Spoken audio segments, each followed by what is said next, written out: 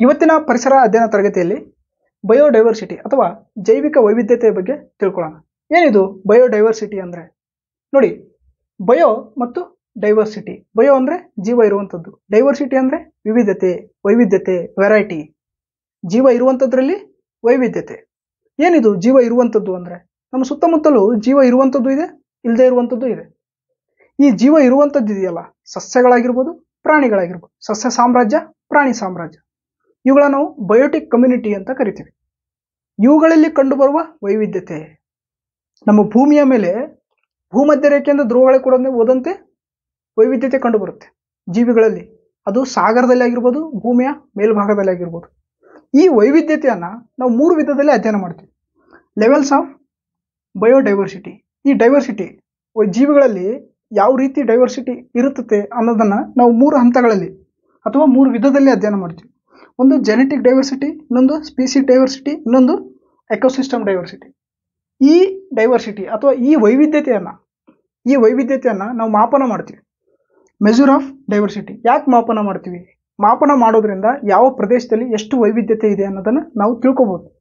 ಆದ್ದರಿಂದ ನಾವು ಮಾಪನ ಯಾವ ಮಾಡ್ತೀವಿ? ಆಲ್ಫಾ, ಬೀಟಾ ಮತ್ತು ಗಾಮಾ, ಈ 3 ವಿಧದಲ್ಲಿ ಮಾಪನ ಮಾಡ್ತೀವಿ. ಇವುಗಳ ಬಗ್ಗೆ ತಿಳ್ಕೊಳ್ಳೋಣ. ನೋಡಿ, ಆರ್ ಡ್ಯಾಶ್ಮನ್ ಮತ್ತು ಟಿ ಲವಜ್ಜಾಯ್ ಅವರು ಬಯೋಲಾಜಿಕಲ್ ಡೈವರ್ಸಿಟಿ ಅಂತ ಕರೀತಾರೆ. ಮೊದಲನೇದಾಗಿ ಬಯೋಲಾಜಿಕಲ್ ಡೈವರ್ಸಿಟಿ. ನಂತರ WG ರೋಸೆನ್ ಅವರು ಏನು ಮಾಡ್ತಾರೆ? ಬಯೋಡೈವರ್ಸಿಟಿ ಅಂಥೇಳಿ ಶಬ್ದ ಕೊಡ್ತಾರೆ. ಬಯೋಡೈವರ್ಸಿಟಿ ಅಂತ ಕರೀತಾರೆ. ಜೀವಿಗಳಲ್ಲಿ ಕಂಡುಬರುವ ವೈವಿಧ್ಯತೆನ ಬಯೋಡೈವರ್ಸಿಟಿ, ಜೈವಿಕ ವೈವಿಧ್ಯತೆ ಅಂತ ಕರೀತಾರೆ. ಯಾರು? ರೋಸೆನ್ ಅವರು. ನಂತರ ನೋಡಿ, ಇಒ ವಿಲ್ಸನ್ರು ಜೀವ ವೈವಿಧ್ಯತೆಯ ಅಥವಾ ಜೈವಿಕ ವೈವಿಧ್ಯತೆಯ ಪಿತಾಮಹ ಅಂತ ಕರಿತೀವಿ. Father of biodiversity. ನೋಡಿ, ನಾವು ಪ್ರತಿ ವರ್ಷ ಮೇ 22 ಜೀವ ವೈವಿಧ್ಯತೆ ಅಥವಾ ಜೈವಿಕ ವೈವಿಧ್ಯತೆಯ ದಿನವನ್ನಾಗಿ ಆಚರಣೆ ಮಾಡ್ತೀವಿ. ನೋಡಿ, ಈಗ ನಾವೇನು ಮಾಡೋಣ? ಈ ಜೀವಿಗಳಲ್ಲಿ ಕಂಡುಬರುವ ವೈವಿಧ್ಯತೆಯನ್ನು ತಿಳ್ಕೊಳ್ಳೋಣ. ಯಾವ್ಯಾವ ವಿಧದಲ್ಲಿ ವೈವಿಧ್ಯತೆ ಇರುತ್ತೈತಿ, ಜೀವಿಗಳಲ್ಲಿ ಯಾವ್ಯಾವ ವಿಧದಲ್ಲಿ ವೈವಿಧ್ಯತೆ, ಯಾವ್ಯಾವ ಹಂತಗಳಲ್ಲಿ ನಾವು ವೈವಿಧ್ಯತೆಯನ್ನು ಅಧ್ಯಯನ ಮಾಡಬೇಕಾಗುತ್ತೆ. ನೋಡಿ, ಮೊದಲನೇದಾಗಿ ಅವುಗಳ ಜೀನ್ಸ್ ಜೆನೆಟಿಕ್ ಡೈವರ್ಸಿಟಿ ಅಥವಾ DNA. ಆ ಜೀನ್ಸ್ಗಳಲ್ಲಿ ಕಂಡುಬರುವ ವೈವಿಧ್ಯತೆ ಏನಿದು? Genetic diversity. ನೋಡಿ, ಡೈವರ್ಸಿಟಿ ಆಫ್ ಜೆನೆಟಿಕ್ ಕ್ಯಾರೆಕ್ಟರಿಸ್ಟಿಕ್. ಏನಿದು ಜೆನೆಟಿಕ್ ಡೈವರ್ಸಿಟಿ ಅಂದರೆ? ನೋಡಿ, ಈಗ ಒಂದು ಕುಟುಂಬ, ಇವನ್ ನಮ್ಮ ಮಾನವರ ಕುಟುಂಬ ತಗೊಳ್ಳಿ, ನಮ್ಮ ಮನುಷ್ಯನ ಮನೆಯಲ್ಲಿ ಕುಟುಂಬ, ಎಲ್ಲರೂ ಒಂದೇ ಥರ ಇರೋಲ್ಲ, ಎಲ್ಲರೂ ಬೇರೆ ಬೇರೆ ಇದ್ದಾರೆ, ಎಲ್ಲರ ಮಕ್ಕಳು ಬೇರೆ ಬೇರೆ ಇದ್ದಾವೆ. ಇದನ್ನು ನಾವು ವೈವಿಧ್ಯತೆ, ಜೆನೆಟಿಕ್ ವೈವಿಧ್ಯತೆ ಅಂತ ಕರಿತೀವಿ. ಕೆಲವೊಬ್ರು ಕುಳ್ಳಗಿದ್ದಾರೆ, ಕೆಲವೊಬ್ರು ಎತ್ತರಿದ್ದಾರೆ, ಕೆಲವೊಬ್ರು ಕಪ್ಪಿದ್ದಾರೆ, ಕೆಲವೊಬ್ರು ಬಿಳಿ ಇದ್ದಾರೆ, ಕೆಲವೊಬ್ರು ಕೂದಲು ಕೆಂಪಗಿದೆ, ಕೆಲವೊಬ್ರು ಕೂದಲು ಕಪ್ಪಗಿದೆ. ಚೈನಾದವ್ರು ನೋಡಿ, ಅವ್ರು ಮಂಗೋಲೈಟ್ಗಳು, ಅವ್ರು ಹೆಂಗಿದ್ದಾರೆ, ನಿಗ್ರೋಗಳು ಹೆಂಗಿದ್ದಾರೆ. ನೀವು ಆ ಕಡೆ ಟಿಬೇಟ್ಗೆ ಹೋಗಿರಿ, ಆ ಕಡೆ ಉತ್ತರ ಕೊರಿಯಾ, ದಕ್ಷಿಣ ಕೊರಿಯಾ, ಅವರ ಕಣ್ಣುಗಳನ್ನು ನೋಡಿ, ಕಣ್ಣುಗಳು ಯಾವ ರೀತಿ ಇದ್ದಾವೆ. ಯಾಕೆ ಈ ರೀತಿಯಾಗ ವಿಧಗಳಿದ್ದಾವೆ ಅಂದರೆ ಅವರಲ್ಲಿರುವಂಥ ಜೆನೆಟಿಕ್ ಡೈವರ್ಸಿಟಿ, ಅವುಗಳಲ್ಲಿ DNA ವೆರೈಟಿ. ಈ ಕಾರಣದಿಂದಾಗಿ ಮನುಷ್ಯರಲ್ಲಿ ವೈವಿಧ್ಯತೆ ಕಂಡುಬರುತ್ತೆ. ಕೇವಲ ಮನುಷ್ಯರಲ್ಲಿ ಅಷ್ಟೇ ಅಲ್ಲ, ಪ್ರಾಣಿಗಳಲ್ಲಿ ತಗೋರಿ. ಈ ನಾಯಿಗಳು ನೋಡಿ, ನಾಯಿಗಳು ಎಷ್ಟೋ ವಿಧದ ನಾಯಿಗಳಿದ್ದಾವೆ, ಆದರೆ ಎಲ್ಲ ನಾಯಿಗಳು ಒಂದೇ ತಾನೆ. ಅಲ್ಲೇ ನೋಡಿ, ಇದು ಜರ್ಮನ್ ಶೆಫರ್ಡ್ ಇರ್ಬೋದು, ಅಥವಾ ಹಸ್ಕಿ ಇರ್ಬೋದು, ಅಥವಾ ನಮ್ಮ ಮುದೋಳ್ ನಾಯಿ ಇರ್ಬೋದು. ಇವುಗಳಲ್ಲಿ ನೋಡಿ ವೈವಿಧ್ಯತೆ ಯಾವ ರೀತಿ ಇದೆ. ನಾಯಿನೇ, ಆದರೆ ಅದರಲ್ಲಿರುವಂತಹ ಜೆನೆಟಿಕ್ ಜೀನ್ಸ್ಗಳಲ್ಲಿ ಕಂಡುಬರುವ ವಿವಿಧ ವಿಧಗಳಲ್ಲಿ. ಯಾಕೆ ಆ ರೀತಿ ಇರುತ್ತೆ? ಪರಿಸರಕ್ಕೆ ಹೊಂದ್ಕೊಳ್ಬೇಕಾದ್ರೆ ಆ ರೀತಿಯಾದಂಥ ಬದಲಾವಣೆ ಅನಿವಾರ್ಯವಾಗಿರುತ್ತೆ ಆ ಜೀವಿಗೆ. ಯಾಕಂದರೆ ಮುಂದೆ ತಾನು ಬದುಕಬೇಕು, ಮುಂದೆ ಈ ಪರಿಸರವನ್ನು ಹೊಂದಿಕೊಂಡು ಬದುಕಬೇಕಂದ್ರೆ ಅಲ್ಲಿ ಜೀನ್ಸ್ಗಳು ಬದಲಾವಣೆ ಆಗ್ತವೆ. ಆ ಜೀನ್ಸ್ಗಳು ಬದಲಾಗಲಿಲ್ಲ ಅಂದರೆ ಪರಿಸರ ಅವ್ರನ್ನ ಉಳಿಸೋದಿಲ್ಲ. ಯಾವುದರ ಒಂದು ರೋಗ ಬಂತಂದರೆ ನಮ್ಮಲ್ಲಿ ರೋಗ ನಿರೋಧಕ ಶಕ್ತಿಯನ್ನು ಪಡೆಯುವಂಥ ಜೀನ್ ಇರಬೇಕಾಗುತ್ತೆ. ಈ ನೋಡಿ, ಕೆಲವೊಬ್ರು ಎಷ್ಟೋ ಸಿಗರೇಟನ್ನು ಸೇರ್ತಾರೆ, ಆದರೆ ಅವ್ರಿಗೆ ಕ್ಯಾನ್ಸರ್ ಬರಲ್ಲ. ಕಾರಣ ಅವರಲ್ಲಿರುವಂಥ ಜೀನ್ಸ್. ಕೆಲವೊಬ್ಬರಿಗೆ ಆ ಜೀನ್ಸ್ ಇರೋಲ್ಲ, ಅವರು ಸಿಗರೇಟ್ ಸೇದಿದ್ಕೊಳ್ಳೆ ಅವ್ರಿಗೆ ಕ್ಯಾನ್ಸರ್ ಬರುತ್ತೆ. ಈ ರೀತಿಯಾದಂಥ ರೋಗಗಳು ಕೆಲವೊಬ್ಬರಿಗೆ ಬರೋಲ್ಲ, ಕೆಲವೊಬ್ಬರಿಗೆ ಬರ್ತವೆ. ಯಾಕಂದರೆ ಅವರಲ್ಲಿರುವಂಥ ಜೀನ್ಸ್, ಜೆನೆಟಿಕ್ ವೈವಿಧ್ಯತೆ, ಈ DNA ಕಂಡುಬರುವ ವೈವಿಧ್ಯತೆಯ ಕಾರಣದಿಂದ ಅವರಲ್ಲಿ ಬದಲಾವಣೆ ವೈವಿಧ್ಯತೆ ಇರುತ್ತದೆ. ಆದ್ದರಿಂದ ಈ ಜೆನೆಟಿಕ್ ವೈವಿಧ್ಯತೆ ತುಂಬಾ ಮುಖ್ಯ. ಈಗ ನೋಡಿ, ಕೆಲವೊಂದು ಕಡೆ ಭತ್ತ ಬೆಳೀತಾರೆ, ನೂರಾರು ವಿಧದ ಭತ್ತಗಳಿದಾವೆ, ತಳಿಗಳು. ಇದನ್ನು ಜೆನೆಟಿಕ್ ಡೈವರ್ಸಿಟಿಯನ್ನ ತಳಿ ವೈವಿಧ್ಯತೆ ಅಂತಲೂ ಹೇಳ್ತಾರೆ. ಇಲ್ಲಿ ನೂರಾರು ರೀತಿಯ ಭತ್ತಗಳಿದಾವೆ. ಕೆಲವೊಂದು ಭತ್ತಗಳು ನೀರು ಕಡಿಮೆ ಇದ್ರೂ ಬೆಳಿತಾವೆ, ಕೆಲವೊಂದು ಭತ್ತಗಳಿಗೆ ನೀರು ಬೇಕಾಗಿಲ್ಲ. ಯಾಕೆ? ಕೆಲವೊಂದು ಅಕ್ಕಿ ನೋಡಿ, ಭತ್ತ ನೋಡಿ, ಉದ್ದುದ್ದು ಇರ್ತವೆ, ಕೆಲವೊಂದು ಚಿಕ್ಕ ಇರ್ತವೆ, ಕೆಲವೊಂದು ದಪ್ಪ ಇರ್ತವೆ. ಯಾಕೆ? ಭತ್ತ ಅಂದ್ರೆ ಭತ್ತನೇ, ಅದರಲ್ಲಿ ವೈವಿಧ್ಯತೆ. ಬೆಕ್ಕುಗಳಲ್ಲಿ ವೈವಿಧ್ಯತೆ. ಈ ರೀತಿ ಒಂದೇ ಪ್ರಭೇದದ ಜೀವಿಗಳಲ್ಲಿ ವೈವಿಧ್ಯತೆ ಕಂಡು ಬರ್ತೈತಿ. ಇದನ್ನು ನಾವು ಜೆನೆಟಿಕ್ ಡೈವರ್ಸಿಟಿ ಅಂತ ಕರಿತೀವಿ. ನೋಡಿ, ನಂತರ ಸ್ಪೀಸಿಸ್ ಡೈವರ್ಸಿಟಿ. ಸ್ಪೀಸಿಸ್ ಡೈವರ್ಸಿಟಿ ಅಂದ್ರೆ ಪ್ರಭೇದಗಳಲ್ಲಿ ಕಂಡುಬರುವ ವೈವಿಧ್ಯತೆ. ಏನಿದು? ಪ್ರಭೇದಗಳಲ್ಲಿ ಯಾವ ರೀತಿ ವೈವಿಧ್ಯತೆ ಕಂಡುಬರುತ್ತೆ? ಮಾನವರು ಒಂದು ಪ್ರಭೇದ, ಜೊತೆಗೆ ಚಿಂಪಾಂಜಿಗಳು ಒಂದು ಪ್ರಭೇದ. ಮಾನವರು, ಚಿಂಪಾಂಜಿಗಳು ಇವೆರಡು ವೈವಿಧ್ಯತೆ. ಅದೇ ತಗೊಳ್ಳಿ, ಹುಲಿ, ಸಿಂಹ, ನಾಯಿ, ಬೆಕ್ಕು ಮತ್ತು ಹಸು, ಎಮ್ಮೆ, ಜಿಂಕೆ, ಕೋಣ ಇವೆಲ್ಲವೂ ಸಹಿತ ಒಂದು ಪ್ರಭೇದ, ಒಂದೊಂದು ಪ್ರಭೇದಗಳು. ಇವೆಲ್ಲ ಪ್ರಭೇದಗಳು ಒಂದೊಂದು ರೀತಿಯಲ್ಲಿ ಒಂದೊಂದು ಪ್ರದೇಶದಲ್ಲಿ ವಾಸ ಮಾಡ್ತವೆ. ಇವುಗಳನ್ನ ವೈವಿಧ್ಯತೆ ಅಂತ ಕರಿತೀವಿ. ಯಾವ ಪ್ರದೇಶದಲ್ಲಿ ಇವುಗಳು ಜಾಸ್ತಿ ಇರ್ತಾವೋ ಆ ಪ್ರದೇಶ ಡೈವರ್ಸಿಟಿ ರಿಚ್ ಆಗಿರ್ತೈತಿ. ಅಂದ್ರೆ ಆ ಪ್ರದೇಶ ವೈವಿಧ್ಯತೆಯಿಂದ ಶ್ರೀಮಂತಿಕೆಯನ್ನು ಹೊಂದಿರ್ತೈತಿ. ಇವುಗಳನ್ನ ನಾವು ಸ್ಪೀಸಿಸ್ ಡೈವರ್ಸಿಟಿ ಅಂತ ಕರಿತೀವಿ. ಇನ್ನೊಂದು ಎಕೋಸಿಸ್ಟಮ್ ಡೈವರ್ಸಿಟಿ. ಏನಿದು ಎಕೋಸಿಸ್ಟಮ್ ಡೈವರ್ಸಿಟಿ? ಎಕೋಸಿಸ್ಟಮ್ ಅಂದ್ರೆ ಒಂದು ನಿರ್ದಿಷ್ಟವಾದ ಪ್ರದೇಶ. ಆ ಪ್ರದೇಶ ಕೇವಲ ಆ ಪ್ರದೇಶದಲ್ಲಿ ಅದು ಒಂದೇ ತರ ಪ್ರದೇಶ ಇದ್ರೆ ಅದನ್ನ ನಾವು ಡೈವರ್ಸಿಟಿ ಅಂತ ಹೇಳಕ್ಕಾಗಲ್ಲ. ಅಂತಹ ಪ್ರದೇಶಗಳು 3-4 ಇರಬೇಕು. ಉದಾಹರಣೆಗೆ ನಮ್ಮ ಭಾರತದಲ್ಲಿ ಎಕೋಸಿಸ್ಟಮ್ಗಳು ನೋಡಿ, ಮರುಭೂಮಿ ಎಕೋಸಿಸ್ಟಮ್ ಇದೆ, ಪಶ್ಚಿಮ ಘಟ್ಟಗಳ ಎಕೋಸಿಸ್ಟಮ್ ಇದೆ, ಹುಲ್ಲುಗಾವಲಿದೆ, ಹಿಮಾಲಯ ಇದೆ, ಆ ಕಡೆ ನೀವು ಹೋದ್ರೆ ಪ್ರಸ್ಥಭೂಮಿ ಇದೆ. ಈ ರೀತಿ ಪ್ರತಿಯೊಂದು ಪ್ರದೇಶದಲ್ಲಿ ಒಂದೊಂದು ರೀತಿಯ ಎಕೋಸಿಸ್ಟಮ್ ಇದೆ ಭಾರತದಲ್ಲಿ. ಭಾರತ ಎಕೋಸಿಸ್ಟಮ್ ಡೈವರ್ಸಿಟಿ ರಿಚ್ ಆಗಿದೆ. ಒಂದೇ ಪ್ರದೇಶ ನೋಡಿ, ಒಂದೇ ಅಕ್ಷಾಂಶ. ಈ ಕಡೆ ರಾಜಸ್ಥಾನದ ಮರುಭೂಮಿ ಇದೆ, ಆ ಕಡೆ ನಿತ್ಯ ಹರಿದ್ವರ್ಣ ಕಾಡುಗಳಿವೆ ಒಂದೇ ಅಕ್ಷಾಂಶದಲ್ಲಿ ಭಾರತದಲ್ಲಿ. ಇದನ್ನು ಸಹಿತ ನಾವು ಡೈವರ್ಸಿಟಿ, ಎಕೋಸಿಸ್ಟಮ್ ಡೈವರ್ಸಿಟಿ ಅಂತ ಕರಿತೀವಿ. ಒಂದು ಮರುಭೂಮಿ, ಇನ್ನೊಂದು ನಿತ್ಯ ಹರಿದ್ವರ್ಣ ಕಾಡು, ಇನ್ನೊಂದು ಹುಲ್ಲುಗಾವಲು, ಇನ್ನೊಂದು ಪಶ್ಚಿಮ ಘಟ್ಟಗಳು. ಈ ರೀತಿಯಾದಂತಹ ಒಂದು ಪರಿಸರ ವ್ಯವಸ್ಥೆಯ ಈ ಹಲವಾರು ಪರಿಸರ ವ್ಯವಸ್ಥೆಗಳು ಕೂಡಿ ಒಂದು ಪ್ರದೇಶದಲ್ಲಿ ಇದ್ರೆ ಅದನ್ನ ಎಕೋಸಿಸ್ಟಮ್ ಡೈವರ್ಸಿಟಿ ಅಂತ ಕರಿತೀವಿ. ಈ ಕಡೆ ಮರುಭೂಮಿಯ ಒಂಟೆಗಳು ಇದಾವೆ, ಆ ಕಡೆ ಪಶ್ಚಿಮ ಘಟ್ಟಗಳಲ್ಲಿ ನಿತ್ಯ ಹರಿದ್ವರ್ಣ ಕಾಡುಗಳಲ್ಲಿ ವಾಸ ಮಾಡುವಂತಹ ಪ್ರಾಣಿಗಳಿದಾವೆ, ಈ ಕಡೆ ಹುಲ್ಲುಗಾವಲಿನಲ್ಲಿ ವಾಸ ಮಾಡುವಂತಹ ಪ್ರಾಣಿಗಳಿದಾವೆ. ಇವೆಲ್ಲ ಪರಿಸರ ವ್ಯವಸ್ಥೆಯ ಇವೆಲ್ಲ ಪರಿಸರ ವ್ಯವಸ್ಥೆಗಳು ಒಂದು ಪ್ರದೇಶದಲ್ಲಿ ಇದ್ರೆ ಇವುಗಳನ್ನ ನಾವು ಎಕೋಸಿಸ್ಟಮ್ ಡೈವರ್ಸಿಟಿ ಅಂತ ಕರಿತೀವಿ. ಇದು 3 ವಿಧದಲ್ಲಿ ನಾವು ಆ ಜೀವಿಗಳಲ್ಲಿ ಕಂಡುಬರುವ ವಿವಿಧತೆಯನ್ನು ನಾವು ಅಧ್ಯಯನ ಮಾಡ್ತೀವಿ. ಈಗ ಇವುಗಳನ್ನು ಮಾಪನ ಮಾಡೋದು. ಈಗ ನಾವು ಮೆಜರ್ ಆಫ್ ಡೈವರ್ಸಿಟಿ, ಈ ವೈವಿಧ್ಯತೆಯನ್ನ ಯಾವ ರೀತಿ ಮಾಪನ ಮಾಡ್ತೀವಿ, ಯಾಕೆ ಮಾಪನ ಮಾಡ್ತೀವಿ? ನೋಡಿ, ಯಾಕೆ ಮಾಪನ ಮಾಡ್ತೀವಿ ಅನ್ನೋದನ್ನ ನೋಡ್ಬೇಕು. ಯಾಕಂದ್ರೆ ಯಾವ ಪ್ರದೇಶದಲ್ಲಿ ಎಷ್ಟು ವೈವಿಧ್ಯತೆ ಇದೆ ಅನ್ನೋದನ್ನ ನಾವು ತಿಳ್ಕೊಬೇಕಾಗುತ್ತೆ. ಯಾಕಂದ್ರೆ ಎಷ್ಟು ವೈವಿಧ್ಯತೆ ಇರುತ್ತೋ ಆ ಪ್ರದೇಶ ಅಷ್ಟೇ ಜೀವಿಗಳ ವಾಸಕ್ಕೆ ಯೋಗ್ಯವಾಗಿರ್ತೈತಿ. ಯಾವ ಪ್ರದೇಶದಲ್ಲಿ ವೈವಿಧ್ಯತೆ ಕಡಿಮೆ ಆಗ್ತಾ ಇರ್ತೈತೋ ಅದಕ್ಕೆ ಹಲವಾರು ಕಾರಣಗಳಿರ್ತವೆ, ಅವುಗಳನ್ನ ಹುಡುಕ್ಬೇಕಾಗುತ್ತೆ. ಆದ್ದರಿಂದ ಮಾಪನ ತುಂಬಾ ಅಗತ್ಯ. ಈ ಮಾಪನವನ್ನು ಯಾವ ರೀತಿ ಮಾಡ್ತೀವಿ ನಾವು? ನೋಡಿ, 3 ವಿಧದಲ್ಲಿ ಮಾಪನ ಮಾಡ್ತೀವಿ: ಆಲ್ಫಾ, ಬೀಟಾ ಮತ್ತು ಗಾಮಾ. ಆಲ್ಫಾ, ಬೀಟಾ ಮತ್ತು ಗಾಮಾ. ನೋಡಿ, ಆಲ್ಫಾ ವಿಧದಲ್ಲಿ ಯಾವ ರೀತಿಯ ಮಾಪನ ಮಾಡ್ತೀವಿ? ಆಲ್ಫಾ ವಿಧದಲ್ಲಿ ವೈವಿಧ್ಯತೆ, ಜೀವಿಗಳಲ್ಲಿ ಕಂಡುಬರುವ ವೈವಿಧ್ಯತೆಯನ್ನು ಆಲ್ಫಾ ವಿಧದಲ್ಲಿ ಯಾವ ರೀತಿ? ಒಂದು ಪ್ರದೇಶ, ನಾವು ಪ್ರದೇಶಕ್ಕೆ ಸೀಮಿತವಾಗಿ ಮಾಡ್ತಾ ಇದ್ದೀವಿ. ಇದನ್ನು ಪ್ರದೇಶದಿಂದ ಪ್ರದೇಶಕ್ಕೆ ವ್ಯತ್ಯಾಸ, ಪ್ರದೇಶದಿಂದ ಪ್ರದೇಶಕ್ಕೆ ಸೀಮಿತ. ಈ ಪ್ರದೇಶಗಳಲ್ಲಿ ಕಂಡುಬರುವ ವೈವಿಧ್ಯತೆ ಬಗ್ಗೆ ನಾವು ಮಾತಾಡ್ತಾ ಇದ್ದೀವಿ. ಒಂದು ನಿರ್ದಿಷ್ಟ ಪ್ರದೇಶ, ಈ ನಿರ್ದಿಷ್ಟ ಪ್ರದೇಶದಲ್ಲಿ ಆಲ್ಫಾ ವಿಧಾನದಿಂದ ನಾವು ಮಾಡಿದರೆ ಯಾವ ರೀತಿ ವೈವಿಧ್ಯತೆಯನ್ನು ನಾವು ಕಂಡುಹಿಡಿಬಹುದು ಅನ್ನೋದನ್ನ ನಾವು ನೋಡೋಣ. ಜೊತೆಗೆ ಬೀಟಾ ನೋಡೋಣ, ಜೊತೆಗೆ ಗಾಮಾ ನೋಡೋಣ. ಮೊದಲನೇದಾಗಿ ಆಲ್ಫಾ ನೋಡೋಣ. ನೋಡಿ, ಆಲ್ಫಾ ವಿಧದಿಂದ ನಾವು ಮಾಡಿದರೆ ನಂಬರ್ ಆಫ್ ಸ್ಪೀಸೀಸ್ ಬಗ್ಗೆ ತಿಳ್ಕೊಂತೀವಿ. ನಂಬರ್ ಆಫ್ ಸ್ಪೀಸೀಸ್ ಅದು ಹೇಗೆ? ನಾನು ಇಲ್ಲಿ ಒಂದು ಉದಾಹರಣೆ ಮೂಲಕ ನಿಮಗೆ ತೋರಿಸ್ತಾ ಇದ್ದೀನಿ. ಇದು ಒಂದು ಎಕೋಸಿಸ್ಟಮ್.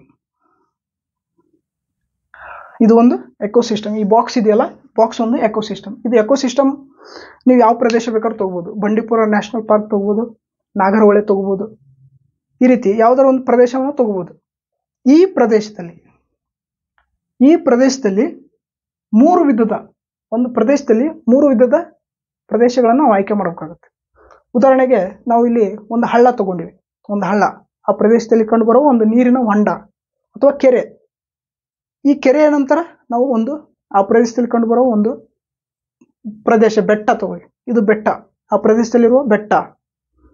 ಈ ಪ್ರದೇಶ ಇದು ಹುಲ್ಲುಗಾವಲು ಅಂತ ತಗೊಳ್ಳಿ, ಆ ಪ್ರದೇಶದಲ್ಲಿ ಕಂಡುಬರುವ ಹುಲ್ಲುಗಾವಲು. ಒಂದು ಎಕೋಸಿಸ್ಟಮ್ನಲ್ಲಿ ಒಂದೇ ಥರ ಇರಲ್ಲ. ಈಗ ಬಂಡೀಪುರ ನ್ಯಾಷನಲ್ ಪಾರ್ಕ್ ಅಂದರೆ ಕೇವಲ ಬರೀ ಒಂದೇ ಥರ ಇರಲ್ಲ. ಅಲ್ಲಿ ಒಂದು ನದಿ ಇರುತ್ತೆ, ಒಂದು ಹಳ್ಳ ಇರುತ್ತೆ, ಒಂದು ಕೆರೆ ಇರುತ್ತೆ, ಏನೋ ಇರುತ್ತೆ. ಅದರಲ್ಲಿ ಒಂದೊಂದು ಪ್ಲೇಸನ್ನು ನಾವು ತಗೋತೀವಿ. ಒಂದು ನಿರ್ದಿಷ್ಟ ಪ್ರದೇಶಪ್ಪ, ಈ ಪ್ರದೇಶ ತಗೊಂಡಿವಿ, ಈ ಪ್ರದೇಶ, ಈ ರೀತಿ ಮೂರು ಪ್ರದೇಶವನ್ನು ತಗೊಂಡಿದ್ವಿ, ಆಯ್ಕೆ ಮಾಡ್ಕೊಂಡಿದ್ವಿ. ಯಾಕೆ ಆಯ್ಕೆ ಮಾಡ್ಕೊಂಡಿದ್ವಿ? ಜೀವಿಗಳ ವೈವಿಧ್ಯತೆಯನ್ನು ಅಧ್ಯಯನ ಮಾಡೋಕ್ಕೆ, ಜೀವಿಗಳ ವೈವಿಧ್ಯತೆಯನ್ನು ಮಾಪನ ಮಾಡೋಕ್ಕೆ, ಅದರಲ್ಲಿ ಅಲ್ಫಾನ ಮಾಪನ ಮಾಡೋಕ್ಕೆ. ಅಲ್ಫಾನ ಮಾಪನ ಯಾವ ರೀತಿ ಮಾಡ್ತೀವಿ ನೋಡಿ. ಈ ಒಂದು ನಿರ್ದಿಷ್ಟ ಪ್ರದೇಶ, ಇದನ್ನು ನಾವು ಕೆರೆ ಪ್ರದೇಶ ಅಂತ ಹೇಳಿದೆ. ಈ ಎಕೋಸಿಸ್ಟಮ್ನಲ್ಲಿ ಈ ಕೆರೆ ಪ್ರದೇಶದಲ್ಲಿ ಎಷ್ಟು ಪ್ರಭೇದಗಳಿದ್ದಾವೆ, ಜೀವಿಗಳ ಎಷ್ಟು ಪ್ರಭೇದ ಇದ್ದಾವೆ ಅಂತ ನೋಡೋಣ. ನೋಡಿ, 1 2 3 4 5 6 ಎಷ್ಟಿದ್ದಾವೆ? 6 ಆಲ್ಫಾ. ಎಷ್ಟು? 6 ಆಲ್ಫಾ. ಈಗ ಅಕಸ್ಮಾತ್ ಇಲ್ಲಿ ಇನ್ನೊಂದು, ಇಲ್ಲಿ ಇದೇ ಮೂಲೆಯಲ್ಲಿ, ಈ ಮೂಲೆಯಲ್ಲಿ ಒಂದು ಸಿ ಬಂತು, ಇದೊಂದು ಪ್ರದೇಶ, ಈ ಪ್ರದೇಶ ಬಂದ್ರೆ ಏನು ಮಾಡೋದು? ಇಲ್ಲಿ ನಾವು ಒಂದೇ ಅಂತ ಕೌಂಟ್ ಮಾಡ್ಬೇಕಾಗತ್ತೆ. ಇದು ತೆಗೆದ್ಬಿಡ್ಬೇಕು. ಯಾಕಂದ್ರೆ ಈ ಪ್ರಭೇದ ಎರಡು ಒಂದೇ. ಆದ್ದರಿಂದ ಇವು ವಿಭಿನ್ನವಾಗಿದಾವಲ್ವಾ, ಈ ವಿಭಿನ್ನವಾಗಿರೋದನ್ನು ನಾವು 6 ಅಂತ ಹೇಳಿದ್ದೇವೆ. ಇದು ಆಲ್ಫಾ. ನೋಡಿ, ಇದರಲ್ಲಿ ಎಷ್ಟಿದೆ? 1 2 3 4 5, ಇದರಲ್ಲಿ 5. ನೋಡಿ, ಇದರಲ್ಲಿ ಎಷ್ಟಿದೆ? 1 2 3 4 5, ಇದರಲ್ಲಿ 5. ನೋಡಿ, ಇದರಲ್ಲಿ 5, ಇದರಲ್ಲಿ 5, ಇದರಲ್ಲಿ 6. ನೋಡಿ, ಇಲ್ಲಿ ನಂಬರ್ ಆಫ್ ಸ್ಪೀಸೀಸ್ ಅಂದ್ರೆ ಪ್ರಭೇದಗಳು. ಹುಲಿ ಅಂದ್ರೆ ಹುಲಿ ಪ್ರಭೇದ, ಸಿಂಹ ಅಂದ್ರೆ ಸಿಂಹದ ಪ್ರಭೇದ, ಕರಡಿ ಅಂದ್ರೆ ಕರಡಿ ಪ್ರಭೇದ. ಕರಡಿಗಳು ಎಷ್ಟಿದಾವೆ ಅಂತಲ್ಲ, ಕರಡಿಗಳೆಲ್ಲ ಗುಂಪುಗಳನ್ನು ಸೇರಿ ಒಂದು. ಆ ಕರಡಿಗಳಲ್ಲಿ ಯಾವುದೇ ಜೆನೆಟಿಕ್ ಡೈವರ್ಷನ್ ಇದ್ರೂ ಅದು ಕೌಂಟ್ ಆಗಲ್ಲ. ಕರಡಿಗಳಂದ್ರೆ ಎಲ್ಲ ಕರಡಿಗಳು ಒಂದೇ. ಇಲ್ಲಿ ಹುಲಿಗಳಂದ್ರೆ ಎಲ್ಲ ಹುಲಿಗಳು ಒಂದೇ. ಈ ಹುಲಿಗಳು 100 ಹುಲಿಗಳಂದ್ರೆ ಇಲ್ಲಿ 100, ಇದು 200, ಆ ರೀತಿ ಇಡಲ್ಲ. ಎಲ್ಲ 100 ಹುಲಿಗಳು ಸಹಿತ ಒಂದು ಪ್ರಭೇದ ಅಂತ ಹೇಳ್ತೇವೆ. ಇದನ್ನು ನಾವು ಪ್ರಭೇದದ ಒಂದು ಗುಂಪು, ಎಷ್ಟು ಗುಂಪುಗಳಿದಾವೆ ಅನ್ನೋದನ್ನು ನಾವು ಇಲ್ಲಿ ಆಲ್ಫಾದಲ್ಲಿ ಕಂಡುಹಿಡ್ತೀವಿ. ಈಗ ಬೀಟಾ ನೋಡಿ, ಈ ಡೆಫಿನೇಷನ್ ನೋಡಿ. ಕಂಪ್ಯಾರಿಸನ್ ಅಂದ್ರೆ ಕಂಪೇರ್ ಮಾಡೋದು, ಕಂಪ್ಯಾರಿಸನ್. ಈ comparison of diversity between ecosystems. ಈ ಎಕೋಸಿಸ್ಟಮ್ಗಳಿರ್ತಾವಲ್ಲ, ಈ ಎಕೋಸಿಸ್ಟಮ್ ನಡುವಿನಲ್ಲಿ ಕಂಪೇರ್ ಮಾಡ್ತೀವಿ. ಯಾವುದು? ಈ ಬೀಟಾ ಅಳತೆಯಲ್ಲಿ. ಯಾವ ರೀತಿ ನೋಡಿ, ಒಂದು ಎಕೋಸಿಸ್ಟಮ್ ಇದೆ, ನಾವು ಎಕೋಸಿಸ್ಟಮ್ನಿಂದ ಇನ್ನೊಂದು ಎಕೋಸಿಸ್ಟಮ್ಗೂ ಮಾಡ್ಬೋದು ಕಂಪೇರ್. ಆದರೆ ನಾವು ಈಗ ಎಕೋಸಿಸ್ಟಮ್ನಲ್ಲಿ ಒಂದು ನಿರ್ದಿಷ್ಟ 2 ಪ್ರದೇಶವನ್ನು ತಗೋಬೇಕಾಗುತ್ತೆ. ಒಂದು ಪ್ರದೇಶ, 2 ಪ್ರದೇಶ. ಈ 2 ಪ್ರದೇಶದಲ್ಲಿ ಕಂಪೇರ್ ಮಾಡೋಣ. ಯಾವುದನ್ನ? ಈ ಬೀಟಾವನ್ನು. 2 ಪ್ರದೇಶ, ಇದೊಂದು ಪ್ರದೇಶ ತಗೊಳ್ಳೋಣ, ಇದೊಂದು ಪ್ರದೇಶ. ಇದನ್ನ ನಾವು ಕೆರೆ ಅಂತ ತಗೊಳ್ಳೋಣ, ಇದನ್ನ ಬೆಟ್ಟ ಅಂತ ತಗೊಳ್ಳೋಣ. ಓಕೆ, ಇದು ಕೆರೆ, ಇದು ಬೆಟ್ಟ. ಈ ಎರಡರಲ್ಲಿ ಬೀಟಾ ಮಾಪನವನ್ನು ಮಾಡೋಣ. ಬೀಟಾ ಮಾಪನ ಯಾವ ರೀತಿ ಮಾಡುತ್ತೀವಿ ನೋಡಿ. ಇದನ್ನು ತೆಗೆದ್ಬಿಡ್ತೀನಿ. ಈ ಆಲ್ಫಾ ಗೊತ್ತಾಯ್ತಲ್ವಾ? ಆಲ್ಫಾ ಗೊತ್ತಾಯ್ತು ಅನ್ಕೊಂಡಿನಿ. ಈಗ ಬೀಟಾ ನೋಡೋಣ. ನೋಡಿ, ಈ ಬೀಟಾದಲ್ಲಿ ಏನು ಮಾಡ್ಬೇಕಂದ್ರೆ, ಈ ಪ್ರದೇಶದಲ್ಲಿ ಕಂಡುಬರೋದು, ಈ ಪ್ರದೇಶದಲ್ಲಿ ಕಂಡುಬರೋದನ್ನ ಬಿಟ್ಬಿಡ್ಬೇಕು. ಯಾವುದು? ಈ ಪ್ರದೇಶದಲ್ಲಿ ಸಿ ಇದೆಯಾ ನೋಡಿ, ಈ ಪ್ರದೇಶದಲ್ಲಿ ಸಿ ಇದೆ, ಈ ಪ್ರದೇಶದಲ್ಲೂ ಸಿ ಇದೆ, ಈ ಪ್ರದೇಶದಲ್ಲಿ ಓ ಇದೆ, ಈ ಪ್ರದೇಶದಲ್ಲಿ ಓ ಇದೆ. ಈಗ ಇವೆರಡನ್ನ ಬಿಟ್ಬಿಡ್ಬೇಕು ನಾವು, ಈ ಪ್ರಭೇದಗಳನ್ನ ಬಿಟ್ಬಿಡ್ಬೇಕು. ಇದು ಬಿಟ್ಟು ಉಳಿದಿದ್ದ ವೈವಿಧ್ಯತೆ ಏನಿದೆ ನೋಡಿ, 1 2 3 4 5 6 7 ನೋಡಿ ಎಷ್ಟಿದಾವೆ. ಇವೆರಡನ್ನ ಬಿಟ್ಬಿಡಿ, ಈ ಎರಡನ್ನ ಬಿಟ್ಟು 1 2 ಇವೆರಡನ್ನ ಬಿಟ್ಟು ಉಳಿದ ಪ್ರಭೇದಗಳನ್ನು ನೋಡಿ. ಉಳಿದ ಪ್ರಭೇದಗಳು ನೋಡಿ, 1 2 3 4 5 6 7 ನೋಡಿ, 7 ಆಯ್ತಾ. ಇದು 7. ಇಲ್ಲಿ ಕೆರೆ ವರ್ಸಸ್ ಬೆಟ್ಟ. ಇದರ ಡೈವರ್ಸಿಟಿ ಎಷ್ಟು, ವೈವಿಧ್ಯತೆ ಎಷ್ಟು? 7. ಯಾವುದರ ವೈವಿಧ್ಯತೆ? ಬೀಟಾ.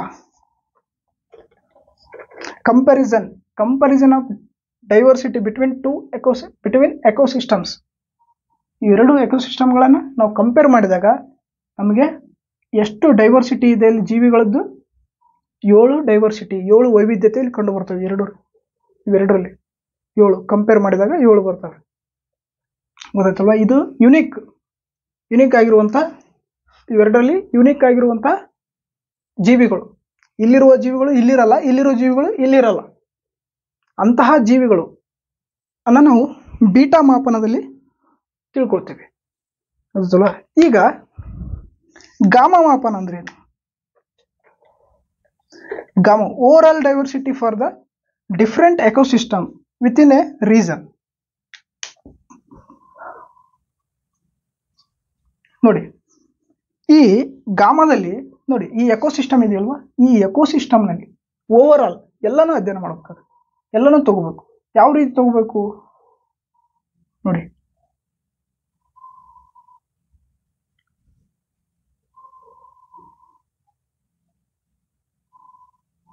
ನೋಡಿ ಯಾವ ರೀತಿ ತಗೋಬೇಕು ನೋಡಿ, ಈ ಎಲ್ಲನೂ ತಗೋಬೇಕು. ಯಾವುದರಲ್ಲಿ? ಗಾಮದಲ್ಲಿ. ಆದ್ರೆ ಸೇಮ್ ಇರೋದನ್ನ ಬಿಡಬೇಕಾಗುತ್ತೆ. ಇದನ್ನ ಬಿಡ್ಬೇಕು, ಇದನ್ನ ಬಿಡ್ಬೇಕು, ಇದನ್ನ ಬಿಡ್ಬೇಕು, ಇದನ್ನ ಬಿಡ್ಬೇಕು, ಇದನ್ನ ಬಿಡ್ಬೇಕು, ಇದನ್ನ ಬಿಡ್ಬೇಕು, ಇದನ್ನ ಬಿಡ್ಬೇಕು. ನೀವು ಇಷ್ಟು ಬಿಟ್ರೆ ಎಷ್ಟಾಯ್ತು ನೋಡಿ? 1 2 3 4 5 6 7 8 9 ಎಷ್ಟದಾವೆ ಟೋಟಲ್? 9 ಗಾಮಾ ಜೀವ ವೈವಿಧ್ಯತೆಗಳು ಈ ಎಕೋಸಿಸ್ಟಮ್ನಲ್ಲಿ ನೋಡಿ. Ecosystems with in a reason. ಈ ಎಕೋಸಿಸ್ಟಮ್ನಲ್ಲಿ ಒಟ್ಟು 9 ವೈವಿಧ್ಯತೆಯ ಜೀವಿಗಳು ಕಂಡು ಬರ್ತವೆ. 9 ವೈವಿಧ್ಯತೆಯ ಜೀವಿಗಳು, ಒಂದೇ ರೀತಿಯಾದಂಥದ್ದಲ್ಲ, ವೈವಿಧ್ಯತೆಯಿಂದ ಕೂಡಿರುವಂಥದ್ದು. ಎಷ್ಟು? 9 ಇದಾವೆ. ಇದು ಅಲ್ಫಾ, ಬೀಟಾ ಮತ್ತು ಗಾಮಾದ ಮಾಪನ. ಈ ಮಾಪನವನ್ನು ನಾವು ಇನ್ನೊಂದು ರೀತಿ, ಯಾವುದಾದ್ರು ಒಂದು ಪ್ರದೇಶ ತಗೊಂಡು ಇಲ್ಲಿ ಅಧ್ಯಯನ ಮಾಡೋಣ. ಯಾವ ರೀತಿ ನೋಡಿ, ಇದು ಸ್ಪೀಸಿಸ್ ಅಂದ್ರೆ ಪ್ರಭೇದಗಳು. ಯಾವ್ಯಾವ ಪ್ರಭೇದಗಳಿದಾವೆ? ಎ ಪ್ರಭೇದ, ಬಿ ಪ್ರಭೇದ, C D E F G H. A B C D E F G H. ಈ ಇಷ್ಟು ಪ್ರಭೇದಗಳು ಒಂದು ಪ್ರದೇಶದಲ್ಲಿ ಕಂಡು ಬರ್ತವೆ. ಯಾವುದೋ ಒಂದು ಪ್ರದೇಶ. ಯಾವ ಪ್ರದೇಶ? ಒಂದು ಬೆಟ್ಟ ಹಿಡಿದಿವಿ, ಬೆಟ್ಟದ ಇಳಿಜಾರನ್ನು ಹಿಡ್ಕೊಂಡಿವಿ, ಮತ್ತು ಮೈದಾನ. ಈ 3 ಪ್ರದೇಶಗಳು ಒಂದೇ ಕಡೆ ಇದಾವೆ. ಈ 3 ಪ್ರದೇಶಗಳಲ್ಲಿ ಯಾವ್ಯಾವ ಪ್ರಭೇದಗಳು ಕಂಡು ಬರ್ತವೆ ಅದನ್ನು ಮಾಪನ ಮಾಡೋಣ ಇವತ್ತು ನಾವು. ಅದನ್ನು ಯಾವ ರೀತಿ ಮಾಪನ ಮಾಡೋಣ ಅಂದ್ರೆ ನೋಡಿ, ಮೊದಲದಾಗಿ ಸ್ಪೀಸಿಸ್. ಎ ಸ್ಪೀಸಿಸ್ ಏನಿದೆಯಲ್ಲ, ಬೆಟ್ಟದಲ್ಲಿ ಕಂಡು ಬರುತ್ತೆ. ಎ ಸ್ಪೀಸಿಸ್ ಅಂದ್ರೆ ನೀವು ಯಾವ್ದಾರ ಒಂದು ಪ್ರಭೇದದ ಪ್ರಾಣಿ ಅಂತ ನೀವು ಮನಸ್ಸಲ್ಲಿ ಇಟ್ಕೊಳ್ಳಿ. ಯಾವುದೇ ಒಂದು ಪ್ರಭೇದದ ಪ್ರಾಣಿ ಎಲ್ಲಿ ಕಂಡು ಬರುತ್ತೆ? ಈ ಬೆಟ್ಟದಲ್ಲಿ. ಇಳಿಜಾರಿನಲ್ಲಿ ಕಂಡು ಬರೋಲ್ಲ, ಮೈದಾನದಲ್ಲಿ ಕಂಡು ಬರೋಲ್ಲ. ಇಲ್ಲಿ ಇಳಿಜಾರಿನಲ್ಲೂ ಇಲ್ಲ, ಮೈದಾನದಲ್ಲೂ ಇದು ಕಂಡು ಬರಲ್ಲ. ಯಾವುದು? ಎ. ಇಲ್ಲಿ ಕಂಡು ಬರಲ್ಲ, ಇಲ್ಲಿ ಕಂಡು ಬರಲ್ಲ. ಯಾವುದು? ಎ ಪ್ರಭೇದ. ಬಿ ಪ್ರಭೇದ ನೋಡಿ, ಬಿ ಪ್ರಭೇದ ಬೆಟ್ಟದಲ್ಲಿ ಕಂಡು ಬರುತ್ತೆ, ಇಳಿಜಾರಿನಲ್ಲೂ ಕಂಡು ಬರುತ್ತೆ ಮತ್ತು ಮೈದಾನದಲ್ಲೂ ಕಂಡು ಬರುತ್ತೆ. ಯಾವುದು? ಬಿ ಪ್ರಭೇದ. ಸಿ ಪ್ರಭೇದ ನೋಡಿ, ಇಳಿಜಾರಿನಲ್ಲಿ ಸಿ ಪ್ರಭೇದ ಇಳಿಜಾರಿನಲ್ಲಿ ಕಂಡು ಬರುತ್ತೆ, ಮೈದಾನದಲ್ಲಿ ಕಂಡು ಬರುತ್ತೆ, ಬೆಟ್ಟದ ಮೇಲೆ ಕಂಡು ಬರಲ್ಲ. ಬೆಟ್ಟದ ಮೇಲೆ ಸಿ ಕಂಡು ಬರಲ್ಲ. ಡಿ ನೋಡಿ, ಬೆಟ್ಟದ ಮೇಲೆ ಕಂಡು ಬರುತ್ತೆ, ಇಳಿಜಾರಿನಲ್ಲಿ ಕಂಡು ಬರುತ್ತೆ, ಮೈದಾನದಲ್ಲಿ ಕಂಡು ಬರುತ್ತೆ. ಇ ನೋಡಿ, ಇದು ಕೇವಲ ಮೈದಾನದಲ್ಲಿ ಮಾತ್ರ ಕಂಡು ಬರುತ್ತೆ, ಬೆಟ್ಟ ಹತ್ತಕ್ಕೆ ಬರಲ್ಲ ಇದಕ್ಕೆ. ಎಫ್ ನೋಡಿ, 3 ಕಡೆ ಕಂಡು ಬರುತ್ತೆ. ಜಿ ನೋಡಿ, ಇದು ಕೇವಲ ಇಳಿಜಾರು ಮೈದಾನ. ಎಚ್ ನೋಡಿ, ಇಳಿಜಾರು ಮೈದಾನ. ನೋಡಿರಾ ಈ ಪ್ರಭೇದಗಳು ಎಲ್ಲೆಲ್ಲಿ ಕಂಡು ಬರ್ತಾವ ಅಂತ ನೋಡಿದ್ರ. ಈಗ ಇವುಗಳನ್ನ ಮಾಪನ ಮಾಡೋಣ. ಮೊದಲನೇದಾಗಿ ಅಲ್ಫಾ ನೋಡ. ಅಲ್ಫಾ ನೋಡಿ, ಇದು ಅಲ್ಫಾ. ನಾನು 4 ಅಂತ ಬರೆದಿದ್ದೀನಿ. 4 ಇದಾವ ನೋಡಿ, 1 2 3 4 4 ಇದಾವ, 4 ಬರೆದಿದ್ದೀನಿ. ಈಗ ಇಳಿಜಾರಿನಲ್ಲಿ ನೋಡಿ, ಅಲ್ಫಾ ಇಳಿಜಾರಿನಲ್ಲಿ ಎಷ್ಟಿದಾವೆ? 1 2 3 4 5 6 6 ಇದಾವೆ ನೋಡಿ. ಇಳಿಜಾರಿನಲ್ಲಿ ಎಷ್ಟಿದಾವೆ? 6 ಇದಾವೆ. ನಾನೇನು ಹೇಳಿದ್ದೀನಿ, ಪ್ರತಿಯೊಂದು ಅಷ್ಟೇ, ಇದಷ್ಟೇ ನೋಡ್ಬೇಕಾಗತ್ತೆ, ಇದರಲ್ಲಿ ನೋಡೋಕ್ಕಿಲ್ಲ. ಇದೇ ಬೇರೆ, ಇದೇ ಬೇರೆ, ಇದೇ ಬೇರೆ. ವಿಡಿಯೋವನ್ನು ಸ್ವಲ್ಪ ಹಿಂದೆ ಮಾಡಿ ನೋಡಿ. ಇಲ್ಲೇ ಬೇರೆ ಇರ್ದಿದೆ, ಇಲ್ಲೇ ಬೇರೆ ಇದೆ, ಇಲ್ಲೇ ಬೇರೆ ಇದೆ. ಯಾಕಂದ್ರೆ ಇದು ನಾನು ಕೆರೆ ಪ್ರದೇಶ, ಬೆಟ್ಟ ಪ್ರದೇಶ ಅಂತ ಹಿಡಿದಿದ್ದೆ ಒಂದು ಎಕೋಸಿಸ್ಟಮ್ನಲ್ಲಿ. ಇಲ್ಲಿ ಸಹಿತ ಬೆಟ್ಟ, ಇಳಿಜಾರು, ಮೈದಾನ ಅಂತ ಹೇಳಿದ್ದೀನಿ. ಅಲ್ಫಾವನ್ನು ಯಾವಾಗಲೂ ಪ್ರತ್ಯೇಕವಾಗಿ ನಾವು ಅಧ್ಯಯನ ಮಾಡ್ತೀವಿ, ಪ್ರತ್ಯೇಕವಾಗಿ. ಎಲ್ಲವನ್ನು ಗುಂಪಿನಲ್ಲಿ ಅಧ್ಯಯನ ಮಾಡಲ್ಲ. ಆದ್ದರಿಂದ ಇಲ್ಲಿ 4, ಈ 4 4 ಅಂತ ಹಿಡಿದೀನಿ, ಇದು 6 6 ಅಂತ ಹಿಡಿದೀನಿ, ಇದು 7 7 ಅಂತ ಹಿಡಿದೀನಿ. ಯಾವುದು? ಅಲ್ಫಾ. ಈಗ ಬೀಟಾ ನೋಡಿ. ಬೀಟಾ ಅಂದರೆ ಕಂಪ್ಯಾರಿಸನ್. ಕಂಪ್ಯಾರಿಸನ್ ಅಂದರೆ ನಾವು ಕಂಪೇರ್ ಮಾಡ್ಬೇಕಾಗುತ್ತೆ ಈ ಬೆಟ್ಟಕ್ಕೂ ಮತ್ತು ಇಳಿಜಾರು ಪ್ರದೇಶಕ್ಕೆ. ಈ ಬೆಟ್ಟ ಮತ್ತು ಇಳಿಜಾರನ್ನು ಕಂಪೇರ್ ಮಾಡಿದಾಗ ನಮಗೇನು ಬರುತ್ತೆ ನೋಡಿ, ಬೀಟಾದಲ್ಲಿ ನಾನು 4 ಅಂತ ಬರ್ದಿದ್ದೀನಿ. ಬೆಟ್ಟಕ್ಕೂ ಮತ್ತು ಇಳಿಜಾರನ್ನು ಕಂಪೇರ್ ಮಾಡಿದಾಗ ನೋಡಿ, ನಾನು ಏನು ಹೇಳಿದೆ? ಯುನಿಕ್ ಆಗಿರಬೇಕು ಅಂತ ಹೇಳಿದೆ. ಅಂದರೆ ಯುನಿಕ್ ಅಂದರೆ ಅದು ವೈವಿಧ್ಯತೆಯಿಂದ ಕೂಡಿರಬೇಕು. 2 ಕಡೆ ಕಂಡು ಬರಬಾರ್ದು, ಒಂದೇ ಕಡೆ ಕಂಡು ಬರಬೇಕು. ಇಲ್ಲಿ ಒಂದಿದೆಯಾ ನೋಡಿ, ಇಲ್ಲಿ ಒಂದಿದೆ. ಕಂಪೇರ್ ಮಾಡ್ಬೇಕು ಈ ಕಡೆ ಈ ಕಡೆ. ಈ ಕಡೆ ಇಲ್ಲವಲ್ಲ, ಅದಕ್ಕೆ ಬಿಟ್ಬಿಡ್ಬೇಕು. ನೋಡಿ ಇವೆರಡು ಇದಾವೆ, ಇದು ಬಿಟ್ಬಿಡ್ಬೇಕು. ಇಲ್ಲಿ 2 ನೋಡಿ, 2 ಈ ಕಡೆ ಕಂಡು ಬರಲ್ಲ ನೋಡಿ. ಈ ಕಡೆ 3, ಈ ಕಡೆ 4 ನೋಡಿ. ಬೆಟ್ಟ ಮತ್ತು ಇಳಿಜಾರಿಗೆ ಕಂಪೇರ್ ಮಾಡಿದಾಗ 1 2 3 4. ಯಾಕೆ 1 2 3 4? ಇದ್ಯಾಕೆ ಹಿಡಿದಿಲ್ಲ? ಇದ್ಯಾಕೆ ಹಿಡಿದಿಲ್ಲ? ವಿಚಾರ ಮಾಡಿ. ಹಿಂದಿನ ಈ ಕ್ಲಾಸನ್ನು ಸ್ವಲ್ಪ ಹಿಂದೆ ಮಾಡಿ ನೋಡಿ ವಿಡಿಯೋನ. ಇಲ್ಲಿ ನಾನು ತಿಳಿಸಿದ್ದೀನಲ್ವ. ಅಂದರೆ ಈ ಒಂದೇ ಪ್ರಭೇದವನ್ನು ನಾವು ಕೌಂಟ್ ಮಾಡೋಕ್ಕೆ ಬರಲ್ಲ. ಕೇವಲ ವೈವಿಧ್ಯತೆ, ಯುನಿಕ್ ಆಗಿರ್ಬೇಕು. ಯುನಿಕ್ ಆಗಿ ಅದು ಅದು ಒಂದೇ ಇರಬೇಕು ಪ್ರಭೇದ. ಆ ಪ್ರದೇಶದಲ್ಲಿ ಬೆಟ್ಟದಲ್ಲಿ ಇರಬೇಕು, ಇಲ್ಲ ಇಳಿಜಾರಿನಲ್ಲಿ ಆದರೂ ಇರಬೇಕು. 1 2 3 4 ನೋಡಿ, ಇಲ್ಲೆಲ್ಲ ಕಂಡು ಬರಲ್ಲ. ಇದು ಇಲ್ಲಿ ಇಲ್ಲಿ ಇಲ್ಲಿ ಇಲ್ಲಿ ಇಲ್ಲಿ ಈ ಪ್ರಭೇದಗಳು ಕಂಡು ಬರಲ್ಲ. ಗೊತ್ತಲ್ವಾ? ಎಷ್ಟಿದೆ ಟೋಟಲ್? 1 2 3 4. ಎಷ್ಟು? 4. ಈಗ ಇಳಿಜಾರು ಮತ್ತು ಮೈದಾನ. ಇಳಿಜಾರು ಮತ್ತು ಮೈದಾನ ನೋಡಿ.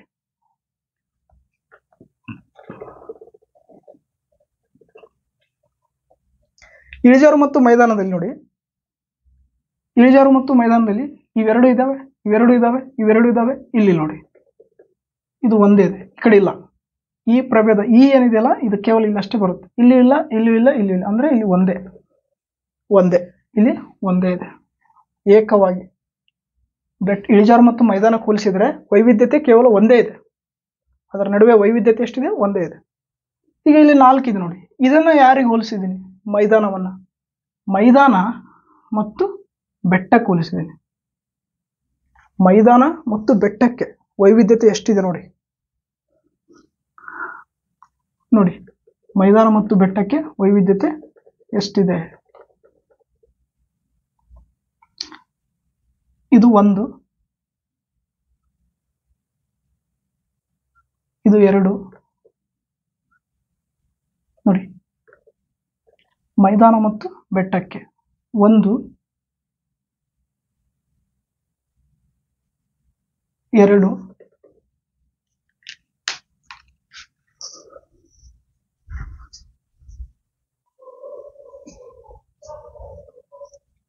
ನೋಡಿ. ನಾವು ಮೈದಾನ ಮತ್ತು ಬೆಟ್ಟಕ್ಕೆ ಈಗ ಹೋಲಿಕೆ ಮಾಡ್ತಾ ಇದ್ದೀವಿ. ಇದರಲ್ಲಿ ಇಳಿಜಾರು ಕೌಂಟ್ ಮಾಡಬಾರ್ದು. ಇಳಿಜಾರನ್ನು ನಾವು ಕೌಂಟ್ ಮಾಡ್ಬೋದು. ಇಳಿಜಾರನ್ನು ಕ್ಲೋಸ್ ಮಾಡಿಬಿಡಿ. ಇಳಿಜಾರು ಮುಚ್ಚಿದ್ರೆ 1, ಇದು 1 ಮೈದಾನದಲ್ಲಿಲ್ಲ, ಆಯ್ತಾ?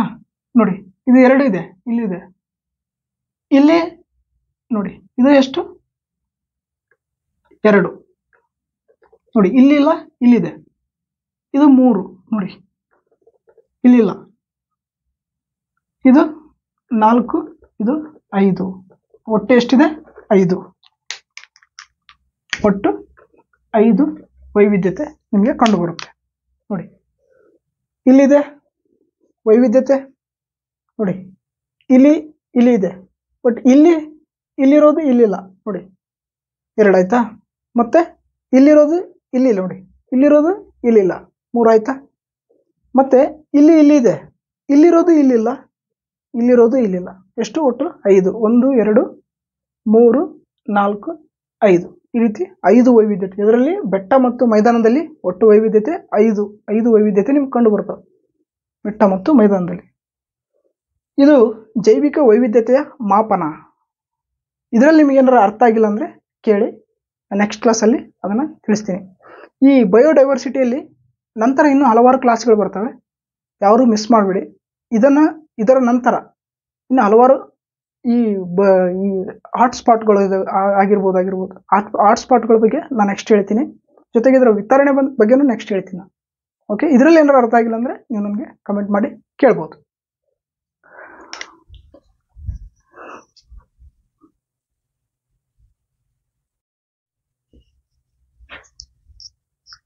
ನೋಡಿ, ಅಲ್ಫಾ ಬೀಟಾನ್ನು ನೋಡಿದ್ವಿ, ಗಾಮಾ ಒಂದು ನೋಡಿದ್ದಿಲ್ಲ. ಈ ಗಾಮಾ ನೋಡೋಣ. ನೋಡಿ, ಗಾಮದ ಅಳತೆಯಲ್ಲಿ ನಾವು ಓವರಾಲ್ ಆಗಿ ನೋಡ್ತೀವಿ ಎಲ್ಲವನ್ನ. ಒಂದು ಪ್ರದೇಶ, ಬೆಟ್ಟದ ಇಳಿಜಾರು ಮತ್ತು ಮೈದಾನ, ಇವೆಲ್ಲ ಪ್ರದೇಶಗಳಲ್ಲಿ ಕಂಡುಬರುವ ಒಟ್ಟು ಪ್ರಭೇದಗಳನ್ನು ನಾವು ಗಾಮದಲ್ಲಿ ಅಧ್ಯಯನ ಮಾಡಿದ್ವಿ. ನೋಡಿ, overall diversity for the different ecosystem with in a region. ಈ ಒಂದು ರೀಜನ್ ಅಲ್ಲಿ, ಈ ಒಂದು ಪ್ರದೇಶದಲ್ಲಿ ಎಷ್ಟು ಕಂಡು ಬರ್ತವೆ ವೈವಿಧ್ಯತೆ ಅನ್ನೋದನ್ನ ನಾವು ಈ ಗಾಮದಲ್ಲಿ ನೋಡ್ತೀವಿ. ನೋಡಿ, ನಾನಿಲ್ಲಿ 8 ಅಂತ ಬರ್ತಿದ್ದೀನಿ. ಈ 8 ಕರೆಕ್ಟ್ ಇದೆಯಾನ ಅಂತ ನಾವು ಚೆಕ್ ಮಾಡೋಣ. ಈಗ ನೋಡಿ, ಮೊದಲನೇದಾಗಿ ಇಲ್ಲಿ 1 2 3 4 5 6 7 ಇದಾವ. ನೋಡಿ, ಇಲ್ಲಿರೋದು ಇಲ್ಲಿದೆ, ಬಿಟ್ಬಿಡೋಣ. ಇಲ್ಲಿರೋದು ಇಲ್ಲಿದೆ, ಬಿಟ್ಬಿಡೋಣ. ಇಲ್ಲಿರೋದು ಇಲ್ಲೂ ಇದೆ, ಬಿಟ್ಬಿಡೋಣ. ಇಲ್ಲಿ ನೋಡಿ, ಇಲ್ಲಿ ಇಲ್ಲ, ಇದನ್ನು ಬಿಟ್ಬಿಡೋಣ. ಯಾಕಂದ್ರೆ ಇಲ್ಲಿ ಕೌಂಟ್ ಮಾಡಿದ್ವಿ ಆಲ್ರೆಡಿ ನಾವು. 3 ಇಲ್ಲೂ ಇದೆ, ನೋಡಿ. 2 ಇಲ್ಲೂ ಇದೆ, 1 ಇಲ್ಲೂ ಇದೆ, ಆದ್ರೆ ಇಲ್ಲಿರೋದು ಇಲ್ಲಿಲ್ಲ. ಆದ್ರಿಂದ ಇಲ್ಲಿ 7, ಇದು 8. ನೋಡಿ, ಒಟ್ಟು 8 ಗಾಮ ಏನಿದೆ, 8 ಗಾಮ ಮಾಪನ ಅಂದ್ರೆ ಯಾವ ವೈವಿಧ್ಯತೆ, 8 ವೈವಿಧ್ಯತೆ ಈ ಪ್ರದೇಶಗಳಲ್ಲಿ ಕಂಡು ಬರುತ್ತದೆ. ಗೊತ್ತಲ್ವಾ? ಇಷ್ಟು ಈ ಗಾಮದ್ದು.